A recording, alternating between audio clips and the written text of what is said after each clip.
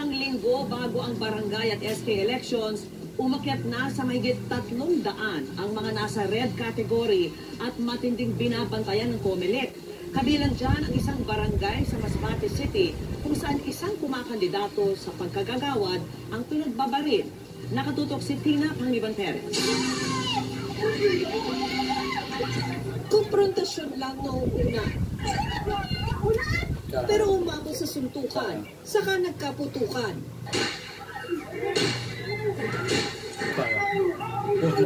Sa Pau City, dahil dyan, kinumpronta ni Martinez at ng kumakandidatong barangay kagawad na si Juvie Pintor ang mga umano'y ng bungkog. Nasawi sa nangyaring pamamaril ang umaawat lang noong si Pintor. Sugatan naman si Martinez. Asawa ni Martinez at ang nanay ng umano'y na maril ay magkalaban sa pagkabarangay chairperson. Hindi inasahan niyo, sir, parang napadaan lang yung grupo na, sir, kasi nangapan niya, sir. Di nagkataon na nandoon din, sir, yung si incumbent barangay captain, di nakausap. Sa madaling sabi, sir, hindi tan kagad, sir, ang usapan, parang gano'n, sir. Kaya yung mga supporter, sir, doon mismo, sir, nagsuntukan, komosyon.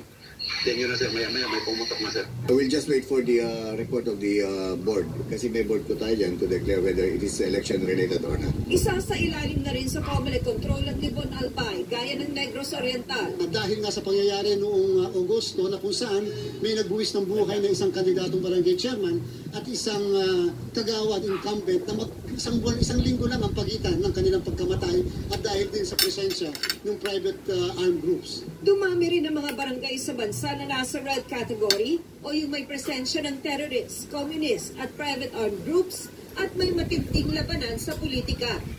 Mula sa 242 barangays noong October 4, nasa 361 na ngayon ang mga nasa red category.